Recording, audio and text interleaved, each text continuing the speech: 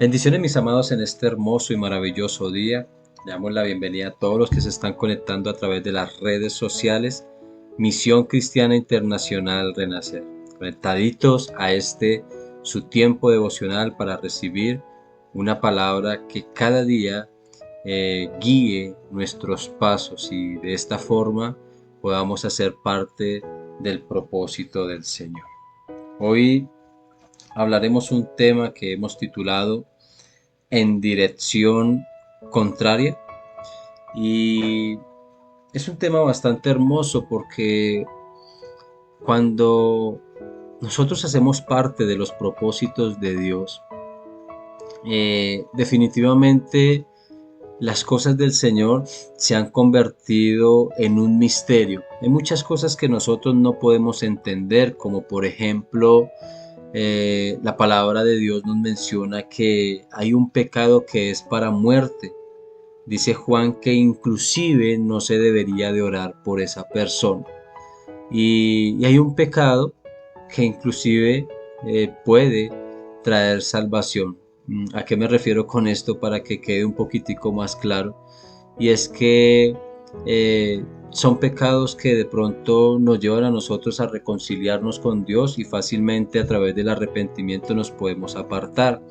El pecado que conduce a la muerte prácticamente es un pecado que lleva a una persona a pecar deliberadamente. De hecho, Pablo en algunos momentos expulsa a personas de la iglesia y se los direcciona prácticamente a Satanás, aún inclusive para que su cuerpo sea destruido. Y son personas que son expulsadas, pero en algunos momentos cuando estas personas o algunas personas quieren volver y han entendido el propósito de Dios, son aceptas nuevamente. Es necesario que se acepten y todo esto se convierte en un misterio porque definitivamente hay personas que de pronto usted puede verlas eh, en su camino y que siempre vivieron como en esa integridad y en esa santidad, pero al final mostraron y revelaron lo que había en la profundidad de su corazón y no hubo oportunidad para salvación.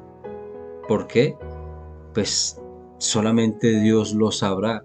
Como hay otras personas que han pecado, pero ese pecado los ha llevado a reflexionar y aunque se alejaron un poco de Dios, el Señor tiene un propósito para con sus vidas. Por eso hablo de que esto es un misterio y que nosotros no podemos aprovecharnos de la gracia de Dios, y por eso la palabra del Señor dice que nos ocupemos de esa salvación, porque fácilmente nosotros podemos desviar nuestros pasos y muchos al aprovecharse de la gracia pueden llegar a pensar que, bueno, me desvié, bueno, pequé, pero pues, bueno, Dios tendrá misericordia de mí en algún momento y me ayudará. ¿Cómo sabemos nosotros eso? ¿Cómo vamos a llegar a saber a profundidad todas estas cosas? Por eso nosotros no podemos jugar con esto. Como hay personas que puedan arrepentirse, envolverse de sus pecados y ser aceptos por el Señor, como hay personas que se apartan por completo del Señor. Y hay un texto bastante hermoso que está en Isaías, capítulo 43, del versículo 1 en adelante, dice: Mas ahora sí dice el Señor, tu creador, oh Jacob, y el que te formó, oh Israel, no temas, porque yo te he redimido, te he llamado por tu nombre, mío eres tú. Cuando pases por las aguas yo estaré contigo, y si por los ríos no te cubrirán. Cuando pases por el fuego no te quemarás, ni la llama te abrazará. Porque yo soy el Señor tu Dios, el Santo de Israel, tu Salvador. He dado a Egipto por tu rescate, a Cus y a Seba en lugar tuyo, ya que eres precioso a mis ojos, digno de honra, y yo te amo. Entregaré a otros hombres en el lugar tuyo y a otros pueblos por tu vida. Y es ver lo que decíamos ayer, el inmenso amor de Dios y, y de ese amor en el cual nosotros podemos descansar y confiar porque Él definitivamente está con nosotros. Pero hay algo muy hermoso que dice acá el Señor: a pesar de que el pueblo de Israel ha fallado de mil maneras, inclusive rechazaron a nuestro Señor Jesucristo cuando empezó a tratar de abrirle los ojos, a tratar de quitarle esa venda para que ellos pudieran ver con claridad que por medio de Él alcanzaban salvación. Hasta los tiempos de hoy podemos darnos cuenta que quizás se encuentran perdidos, pero en los tiempos finales el Señor ha de tener un propósito especial para con este pueblo que ha sido muy amado. Pero cuando nosotros tomamos, por ejemplo, lo que dice el versículo 1, al final dice, te he llamado por tu nombre, mío eres tú, es cuando nosotros vemos, por ejemplo, las palabras que dice nuestro Señor Jesucristo, hablando de, yo soy capaz de dejar estas 99 solas por irme detrás de esa que se descarrió, ¿sí?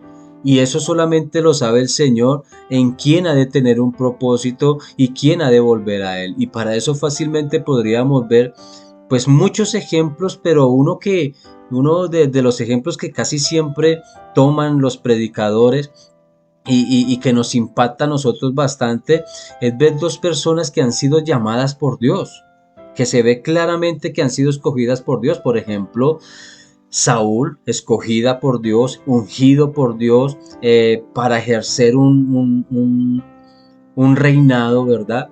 Y de una u otra forma este hombre termina apartándose a tal punto que termina consultando una hechicera.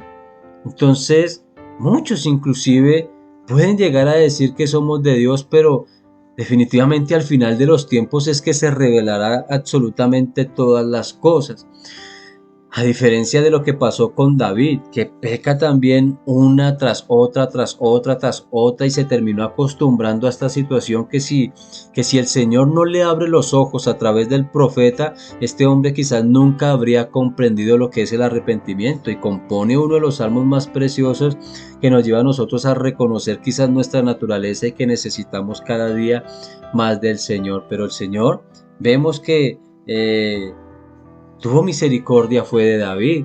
Y así podemos ver varios ejemplos entre, por ejemplo, Esaú y Jacob, ¿cierto? ¿Quién debería de ser el bendecido? Y en este caso es el mayor entre ellos dos, siendo inclusive mellizos, el bendecido debería de ser Esaú. Pero Jacob fue el bendecido y esto el Señor ya lo había dicho con antelación.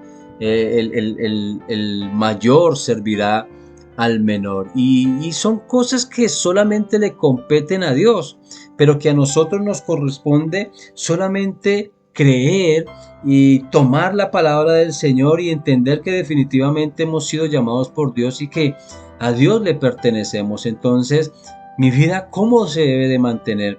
Una vida intachable, una vida íntegra, una vida que guarda cada día la palabra del Señor. Yo sé que a muchos nos cuesta y ninguno es perfecto, pero cada día trabajamos en eso. Muchos dan muestra de su mala manera de vivir, ¿cierto?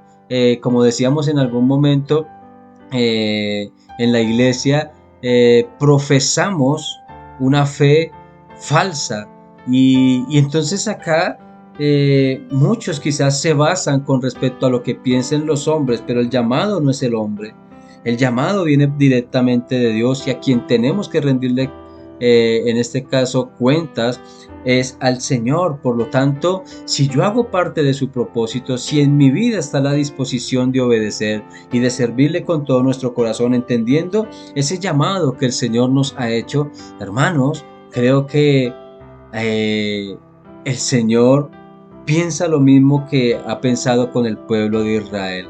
El Señor nos sigue amando, el Señor nos sigue guardando, el Señor sigue peleando por cada una de nuestras vidas y el Señor mostrará esa salvación que tiene para con cada uno de nosotros. Así que abraza esto, abraza esta promesa, aférrate a Cristo Jesús y date cuenta que el permanecer en Él firmes y fieles delante de su presencia, eso traerá una gran recompensa. Así que no te desvíes ni a derecha ni a izquierda. Mantente firme porque los designios le pertenecen al Señor. Todo lo que Él ha predestinado le pertenece al Señor. Es mi labor y es mi trabajo, es mi obra el hacer cada día la voluntad del Señor, para que de aquí a mañana de pronto no nos veamos perjudicados y digamos, ¿por qué pasó? Por eso no vayas en dirección contraria, porque no sabemos dónde terminaremos. Siempre ve por el camino de Cristo, porque ese te conduce a poder alcanzar la verdad y la vida eterna. Dios les bendiga y Dios les guarde.